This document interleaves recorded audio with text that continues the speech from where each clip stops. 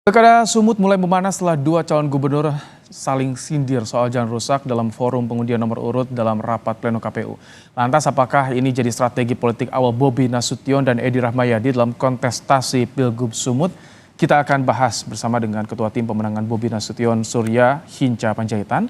Ada juga Wakil Ketua DPD PD Perjuangan Sumatera Utara Aswan Jaya dan juga sebagai juru bicara Edi Hasan dan Direktur Parameter Politik Indonesia Adi Prayitno. Selamat petang, Bapak-bapak. Selamat petang. Baik, Bang Hinca, saya pertamain ke Bang Hinca. Ini baru pengundian nomor urut tapi sudah ngegas nih Bobi. Apakah ini bagian dari strategi menyerang infrastruktur dari Edi Rahmayadi nih, Bang Hinca? Utara itu punya energi yang cukup untuk menyambut pesta demokrasi dan itu terasa di mana-mana. Dan ketika tahapan-tahapan sudah dimulai, ditetapkan paslonnya, kemudian cabut nomor undi dan kemudian diberi kesempatan untuk sambutan. Bang Hinca, izin saya potong suaranya tadi agak terganggu Bang Hinca. Kita akan perbaiki sambungan audio dengan Bang Hinca ya. Jadi tidak jelas kita menangkapnya di layar Kompas TV Bang Hinca. Saya ingin beri kesempatan terlebih dahulu ke Bang Aswan. Bang Aswan, kenapa ini Edi Rahmayadi tidak langsung menanggapi di pidato sambutan, tapi menanggapi ketika diwawancara oleh wartawan? Apakah ini bagian dari strategi juga soal disinggung soal infrastruktur ini? Ya, memang cukup bijaksana Pak Edi, dia tidak mau berdebat soal yang bukan tempatnya, karena pada malam itu masih nomor undi dan hanya kata-kata sambutan sebagai pasangan calon yang baru mendapatkan nomor undi. Jadi belum saatnya untuk saling berdebat, karena nanti ada jadwal untuk debat masing-masing calon. Makanya dia sampaikan saat sesi konferensi pers saja. Dan memang bicara soal infrastruktur di Sumatera Utara ini menjadi pembicaraan yang menarik, karena sebelum Pak Edi menjadi gubernur memang jalan-jalan provinsi terutama di Sumatera Utara ya bisa kita sebutkan ada 380 km itu yang rusak parah maupun rusak sedang. Tetapi kemudian oleh Pak Edi Rahmayadi saat dia menjadi gubernur, komitmen yang cukup kuat untuk melakukan berbagai perbaikan dengan menganggarkan 2,7 triliun dari tahun jamah ya 2022, 2023 dan 2024. Oke. Jadi bagian dari strategi tidak menjawab saat pidato nih. Bang Hinca, bagaimana? Jadi ini kenapa langsung ngegas saat pengundian nomor urut, tidak menunggu kampanye? Ini strategi yang disiapkan oleh Bobi. Pertama tadi aku nggak dengar mungkin audionya ya, tapi yang tadi respon Bang Aswan nggak dengar saya, tapi ini pertanyaannya yang saya jawab ya. Iya. Halo. Iya silakan. Silakan Bang Hinca. Ya? Oke. Ya, jadi Sumatera Utara itu punya energi yang cukup dan dalam menyambut pesta demokrasi. Dan ketika tahapan-tahapan dimulai, penetapan paslon, sudah cabut undian nomor urut, lalu diberi kesempatan buat pengantarnya atau sambutannya, begitulah cara kami di Sumatera Utara untuk mengangkat isu yang menjadi isu besar kita. Kita harus menyadari bahwa memang jalan rusak di Sumatera Utara yang digambarkan Bobi, baik dari Aceh masuk maupun dari Sumatera Barat, itulah dari Riau, maksudnya itulah masalahnya. Dan karena itu kita ajak menjadi isu besar yang harus kita perhatikan dan seriusi agar kita perbaiki ke depan. Jadi kata sindir di situ kalau boleh saya nyebutnya ini berbalas pantun lah. Ada yang berbalas pantun berbalas pantun tapi langsung menyerang Bang Hinca ya. Nah, kan pantun yang diisi itu kan sedap itu kan.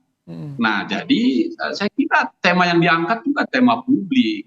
Nah, ini kan soal cara nyampaikan. Karena Pak Edi Rahmayadi adalah petahana, juara bertahan, dan Bobi adalah penantangnya, itu kan soal cara saja kan. Dan saya kira Pak Edi dengan sangat baik meresponnya. Nah, karena ini belum beres, ini 2 periode lagi, baru kita bereskan. Kan keren itu. So, nggak ada masalah di situ menurut saya. Nah, substansi itulah yang akan kita bedah, kita jelaskan ke publik, sehingga nanti publik bisa memilih yang pasang nomor 1 Bobi Surya atau Kalau tadi Bang Aswan singgung kan untuk kampanye ada waktunya, makanya Edi Rahmayadi tidak menjawab ketika pidato sambutan, tapi dijawab ketika wawancara wartawan. Iya, kan enggak apa-apa, toh udah dijawabnya, karena memang ini belum tuntas, maka aku mau periode kedua, kan normal-normal aja itu ya. Biasa aja itu di kita itu, dan kita menikmati tadi malam itu. Ya bayangkan kalau rata-rata air datar, kan nggak seru juga, ya kan? Oke, Mas Adi, Anda melihat sudah ngegas di tahap awal, masih pengundian nomor urut nih. Apakah memang terlihat ini penantang petahana itu harus lebih agresif, Mas Adi, strateginya? Ya, saya kira memang secara prinsip begitulah pilkada itu. Dia mengandung unsur persaingan. Jadi hal-hal yang sifatnya terbuka untuk dikonsumsi oleh publik itu nggak boleh ditutup-tutupi. Sebagai penantang misalnya Bobi, kalau memang ada aurat politik yang mesti ditunjukkan dari kelemahannya Edi Rahmayadi selama jadi gubernur misalnya harus disampaikan secara terbuka. Biarlah nanti publik yang akan menilai. Begitupun misalnya jika ada kelemahan-kelemahan dari Bobi selama memimpin Medan misalnya harus disampaikan juga secara terbuka supaya semuanya terang benderang. Karena ada kecenderungan belakangan ini Mas Ibrahim bahwa pilkada itu ya atas dasar misalnya keteduhan, atas dasar menghindari konflik dan huru-hara, semuanya itu ditutup-tutupi. Justru bagi saya itu adalah pembodohan bagi demokrasi. Jadi hal-hal biasanya harus disampaikan secara terbuka. Kalau itu memang menjadi kelemahan, baik di calon penantang ataupun mantan petahana, saya kira memang harus disampaikan secara terbuka. Jadi apa yang dilakukan oleh Bobi kemudian disambut oleh Pak Edi Rahmayadi adalah satu percakapan politik yang saya kira nanti ini sebagai upaya untuk mempengaruhi pemilih. Persoalan siapa yang salah, persoalan siapa yang benar, tentu bagaimana ini menerjemahkan ke pemilih. Per hari ini tentu Kubu Edi Rahmayadi ingin menyampaikan bahwa yang dikritik oleh Bobi itu bukan pembangunan yang dilakukan oleh dirinya, tapi yang dilakukan oleh Jokowi. Begitupun sebaliknya, ketika misalnya Bobi mengkritik infrastruktur di Sumut itu adalah hancur-hancuran, itu adalah sebagai bentuk ketidakberhasilan Edi Rahmayadi sebagai gubernur. Ini tentu sebagai upaya untuk mendapatkan faedah politik elektoral. Jadi yang semacam ini menurutnya harus disampaikan, tidak perlu ditutup-tutupi supaya semuanya transparan dan terang-terang. Jangan maknai pilkada itu seperti Mas Salim. Baik, Bang Aswan, kenapa ketika jawaban Edi Rahmayadi disinggung soal infrastruktur, menyinggung juga menjadi balik dengan ini jalan nasional, PR-nya Jokowi? Ya, sebenarnya tidak hanya itu. Pidato Pak Edi Rahmayadi di awal justru sangat bagus, mengingatkan kepada kita semua bahwa pilkada ini bagian dari demokrasi. Dia mengingatkan bahwa demokrasi ini harus kita jaga dengan baik, seluruh pelaksana, KPU, Bawaslu, APH itu berjalan dengan netral dan objektif. Karena memang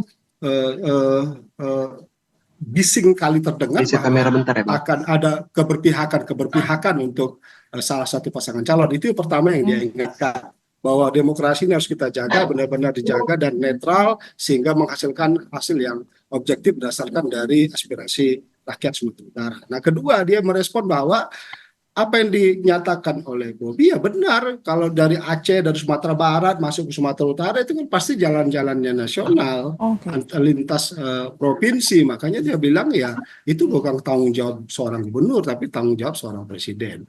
Nah, kemudian Pak Edi melakukan berbagai hal ya terkait dengan jalan. Dia sudah anggarkan 2, itu sudah berjalan sedemikian rupa. Memang ada yang belum sekitar 700 miliar yang belum terrealisasi di tahun ketiga. Nah, kemudian juga saya ingin ingatkan juga Pak Bob juga kalau bicara misalnya di Kabupaten Asahan, wakil beliau itu Asahan tuh luar biasa hancur-hancurnya itu jalan. Kalau Pak Adi nanti mau ke Asahan, Pak Adi jalan kabupaten tuh, ampun kita di sana hancur-hancuran, nggak juga punya komitmen apapun. Nah, jadi ini bagian dari strategi ketika mengkaitkan dengan PR jalan nasional yang harusnya dikerjakan oleh Jokowi, ini bagian dari strategi untuk counter narasi infrastruktur dari Edi. Iya, karena gini ya, kalau kita objektifnya begini, nasional, provinsi, kabupaten ini kan harus sinergis dalam membangun satu wilayah, apakah nasional, provinsi maupun kabupaten.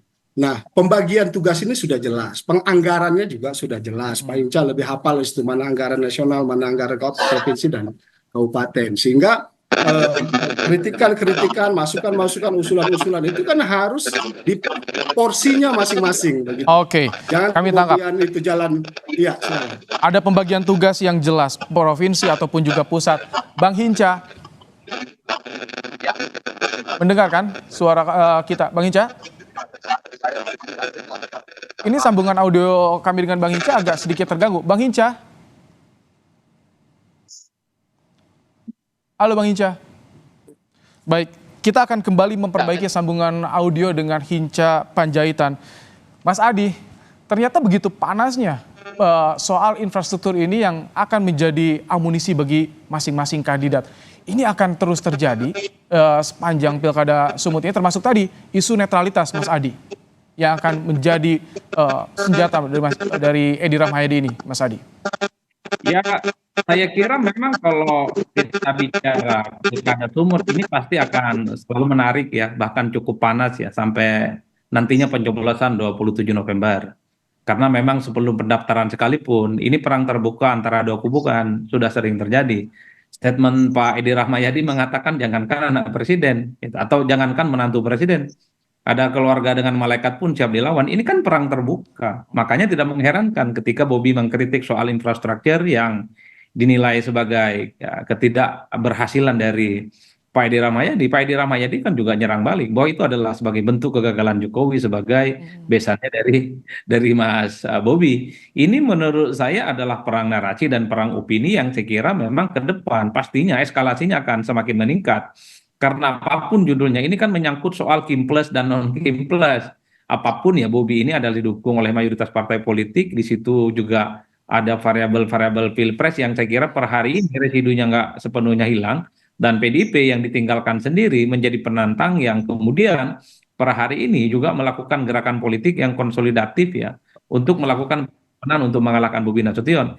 Jadi bagi saya Sumut ini merupakan salah satu pilkada yang relatif menarik ya dibandingkan dengan wilayah-wilayah yang lain, karena ini jadi head to head menyangkut keluarga besarnya presiden, menyangkut juga di situ ada PDIP yang saya kira memang tensi politiknya tidak akan biasa-biasa saja. Saya terus terang sebenarnya agak kaget dengan pernyataannya Mas Bobi yang menurut saya agak sedikit kalem dalam banggaan saya karena ini adalah pembukaan, tapi langsung gaspol. Ini kan menunjukkan betapa eskalasi dan persaingan politik di Sumut ini tidak panas.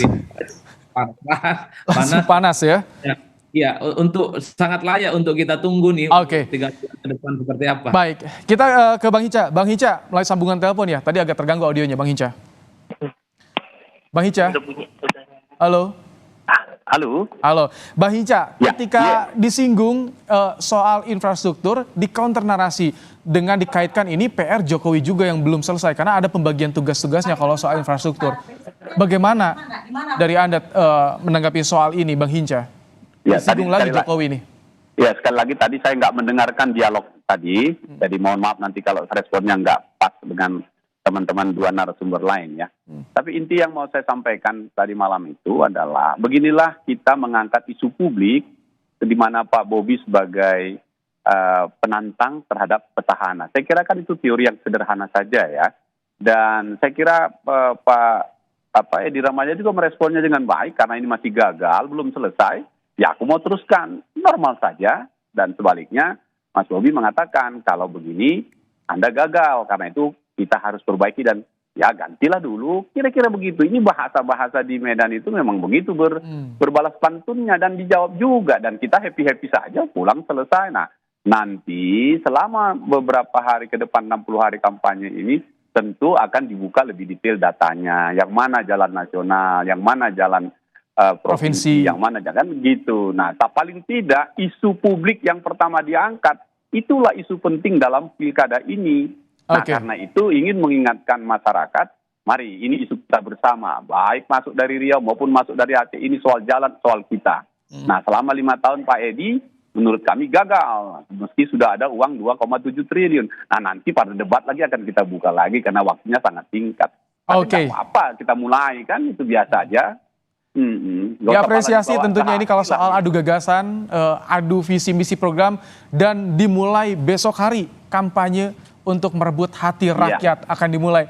Terima kasih Bang Hinca, Terima kasih. Bang Aswan, Terima kasih. Mas Adi Terima kasih Bang Aswan. telah Terima kasih, Mas bergabung bersama Adi. kami di Kompas Petang sore hari ini. Terima kasih.